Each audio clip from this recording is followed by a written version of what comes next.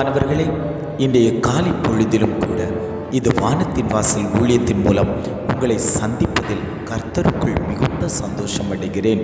புலம்பலோடு காணப்பட்டு கொண்டிருக்கிறீர்களா? என் புலம்பலுக்கு எப்பொழுது தான் பதில் வரும்? நான் வருடக்கணக்காக என் இருதயத்திலே நான் புலம்பிக் கொண்டிருக்கிறேன். தேவ சமூகத்தில் அதை ஊற்றி கொடுத்து கொண்டிருக்கிறேன். தேவன் என் புலம்பலை கேட்கிறாரா இல்லையா என்று பல கேள்விகளோடு அநேகர் தேவ சமூகத்தையே நோக்கி பார்த்து கொண்டிருக்கிறீர்கள். ஆண்டவர் சொல்லுகிறார், உன் புலம்பலை நான் ஆனந்த களிப்பாய் மாற பண்ணுவேன் என்று ஒவ்வொரு குடும்பத்தையும் பார்த்து ஆண்டவர் பதில் கொடுத்து கொண்டிருக்கிறார்.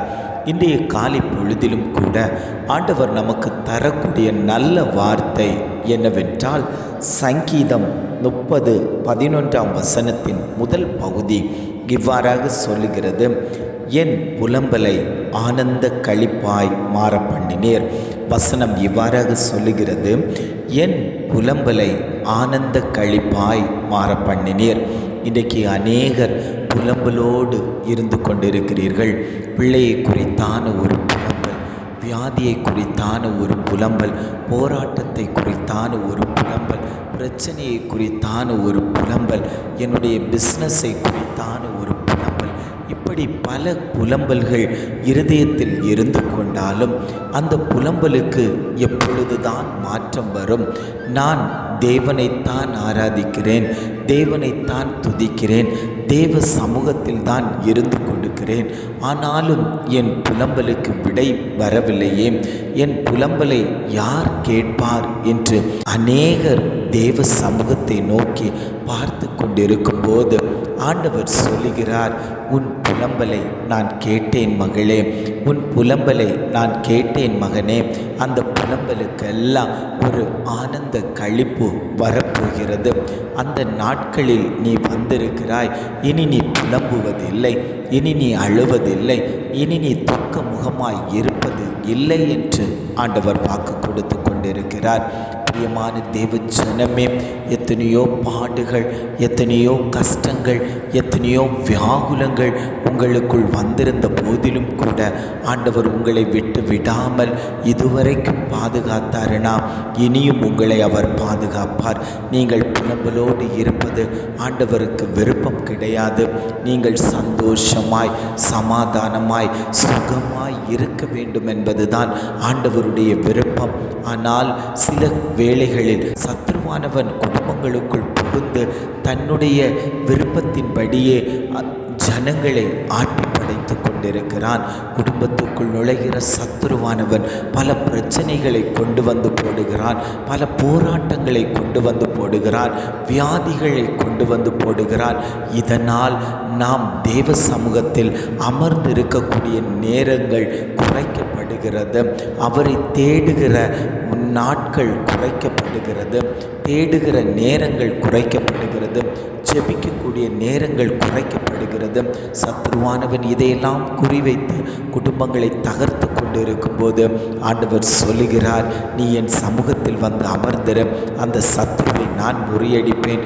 உனக்கு விரோதமாய் உருவாக்கப்பட்டு கொண்டிருக்கக்கூடிய ஆயுதங்களை நான் முறியடிப்பேன். நீ பயப்படாதே மகளே, அந்த பிரச்சனையை கண்டு பயப்படாத, அந்த போராட்டத்தை கண்டு பயப்படாத, உன் பிள்ளையின் காரியத்தை குறித்து பயப்படாத, உன் தொழிலை குறித்து பயப்படாத, உன் ஊழியத்தை குறித்து பயப்படாத.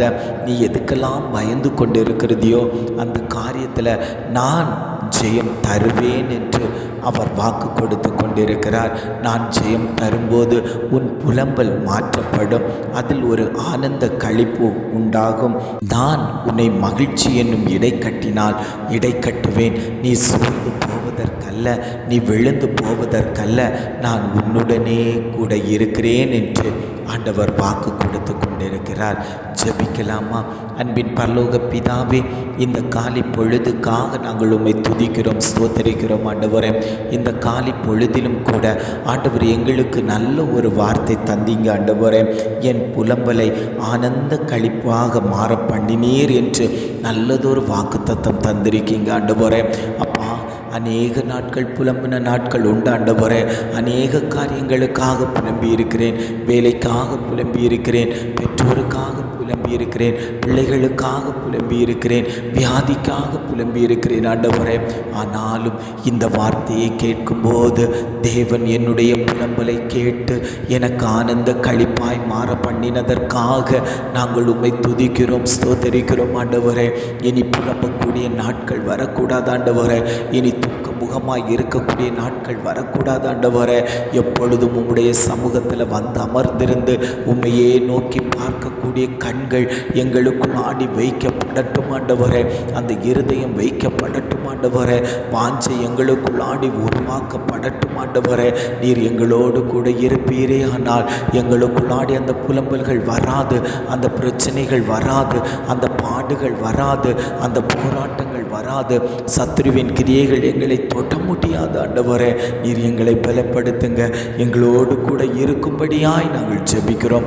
இம்மட்டுமாய் வழி நடத்தின தகப்பன், இனியும் நீர் எங்களை வழி நடத்தும்படியாய் நாங்கள் ஜெபிக்கிறோம். எங்களை தாழ்த்தி தருகிறோம். துதி கன மகிமை எல்லாம் உமக்கே செலுத்துகிறோம். மீட்பர் இயேசுவின் மூலம் ஜெபம் கேளும் நல்ல பிதாவே. ஆமேன், ஆமேன்.